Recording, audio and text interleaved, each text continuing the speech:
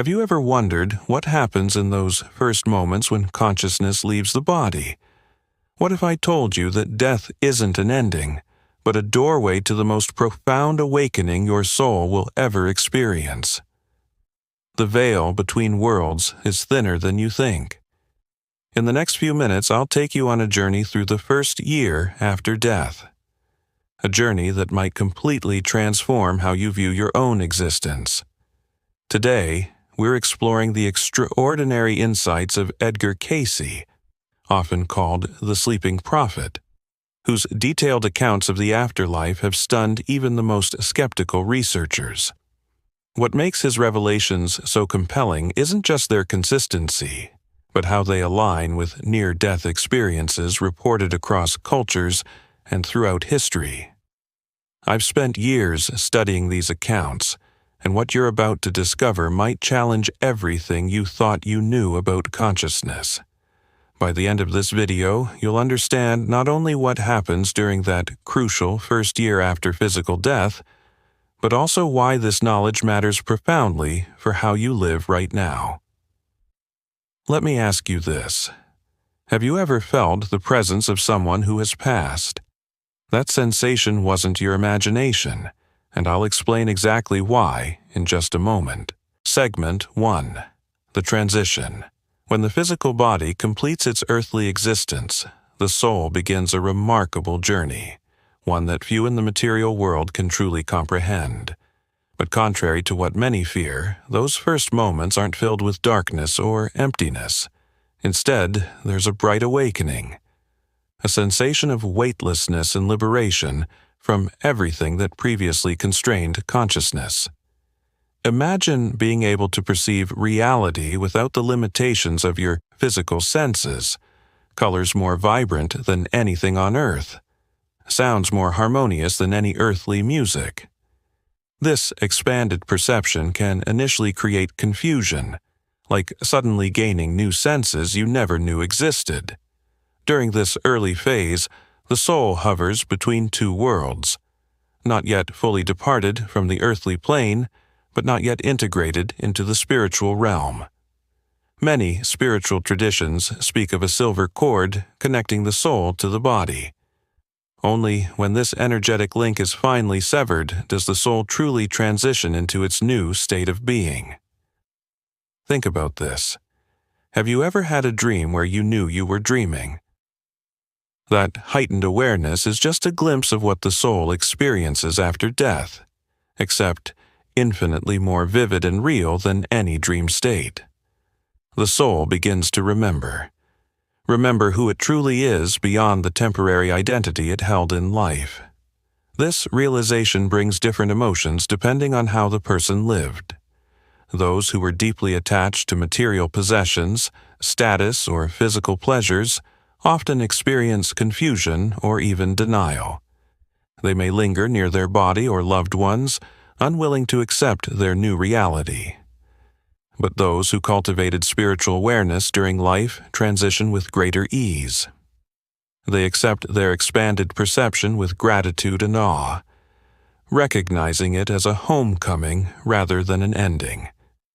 In those first days after passing, the soul often observes its own funeral, witnessing how loved ones grieve. It may attempt to communicate, to offer comfort, which explains those moments when the bereaved suddenly feel an inexplicable presence or receive signs that seem too meaningful to be coincidence. Segment 2. Life Review. As Edgar Cayce revealed through his remarkable readings, the soul soon begins a profound review of its past life, not for judgment, but for understanding. This isn't like watching a movie of your life. It's a complete immersion. Let me share a powerful example. Michael, a businessman who unexpectedly passed at age 58, later described through mediums how he relived every moment of his life, not just experiencing his own feelings again, but simultaneously feeling the impact of his actions on everyone he'd ever encountered. The careless words that wounded a colleague decades ago. The unexpected kindness that changed someone's life. the ripple effects of choices he'd made without thinking. Every action, every word, every intention, all experienced with complete awareness of their consequences. Pause for a moment and consider. How would your life look if you could feel the full impact of every interaction you've ever had? What would surprise you? What would make you proud?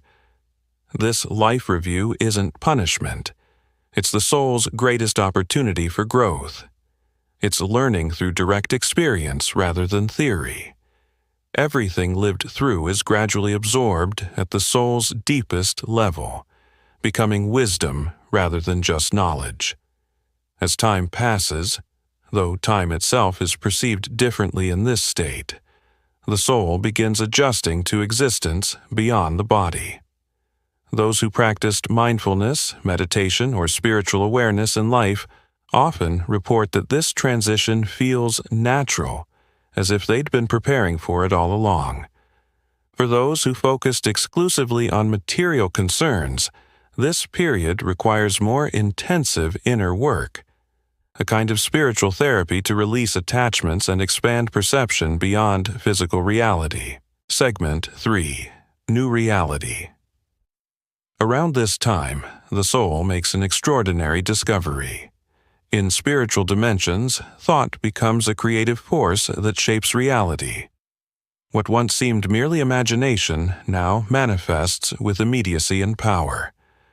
Consciousness directly influences experience in ways impossible to comprehend from an earthly perspective. This revelation brings both freedom and responsibility. Every thought, every feeling, every intention now has tangible consequences. The soul learns that it is not just experiencing reality, it is actively creating it. By the end of the first month after transition, most souls have adapted to their new state and begin exploring the vastness of the spiritual world. They encounter other beings, both those they knew in earthly life and spiritual guides who help them navigate this expanded reality. Communication happens not through words, but through direct transmission of consciousness. A complete merging of understanding more profound than any earthly conversation. Imagine being fully known, fully understood, without having to explain yourself. That's the intimacy of spiritual communication. Between the second and fourth months after departure, the soul enters what many traditions call the level of recognition, a space where higher reality becomes clear, and the soul begins to understand its place within the great spiritual plan. Here, the soul reunites with what Cayce called soul groups, beings it has traveled with through countless lifetimes. These reunions bring indescribable joy, the feeling of coming home to those who know you completely, love you unconditionally, and share a history spanning centuries. Helen, who received messages from her husband several months after his passing, shared his description of this experience. I met not only my parents and grandparents, but souls I instantly recognized, even though I had no memory of them in my last life. It's like remembering something you didn't even know you forgot. Segment 4. Expanded Understanding. As the soul's journey continues into the 4th through 8th months, perception of time and space transforms radically. The soul moves not through physical effort, but through intention, simply by focusing attention. Think of a place, and you're instantly there. There are no more limitations, only freedom to explore dimensions indescribable in human language. During this phase of integration, the soul begins to unify all its experiences, both from recent earthly life and revelations from the spiritual realm. This integration isn't intellectual, it's vibrational. Wisdom becomes part of the soul's very essence, like the difference between reading about compassion and becoming compassion itself. It's during this period that the soul begins to perceive its spiritual blueprint, the higher purpose behind all its incarnations. Though individual consciousness remains, the soul recognizes itself as part of a vast cosmic pattern where everything is connected in the dance of spiritual evolution. One of the most profound aspects of this stage is karmic resolution. With expanded awareness, the soul sees how actions from one lifetime created conditions in another, how relationships served to balance energetic patterns, and how even the most painful trials were opportunities for growth. Sarah, whose consciousness was reached about 6 months after her passing, suddenly understood why she had chosen parents who couldn't provide emotional support. What had seemed like childhood trauma was actually a catalyst for developing inner strength and compassion, qualities that became her greatest gifts to others. Have you ever wondered why certain patterns keep appearing in your life? What if those patterns are not random but purposeful, designed to help your soul develop specific qualities across multiple lifetimes? During this integration phase, many souls begin participating in what might be called cosmic service. Even without a physical body, they continue helping others, directing healing energy to the grieving, guiding newly arrived souls, or participating in creative processes beyond human comprehension. Segment 5. The Decision. As the first year approaches its final months, the soul stands at a crucial threshold. Ahead lies what many spiritual traditions call the time of decision, when the soul must determine its next manifestation. This decision emerges through deep communion with councils of light or karmic councils, gatherings of highly evolved spiritual beings whose purpose is not to judge but to illuminate possible paths forward. These councils help the soul see which direction aligns best with its highest development and the greater cosmic good. For some souls, this means preparation for another physical incarnation. But this isn't random assignment. It's a complex spiritual strategy involving co-creation with all who will play significant roles in that future life. Agreements are made about encounters that will provide opportunities for growth, healing, and overcoming challenges. For souls not returning immediately to physical form, preparation begins for transition into higher frequency realms, where new forms of service become possible. Some feel drawn to healing on a cosmic level, others to teaching or creation unbound by physical limitations. During this period, the soul completes what many traditions call the release of attachments, a final farewell to identification with its last earthly incarnation. The wisdom gained remains, but the soul no longer considers that lifetime its essential identity. Instead, it recognizes itself as eternal consciousness continuing an infinite journey of expansion. Segment 6.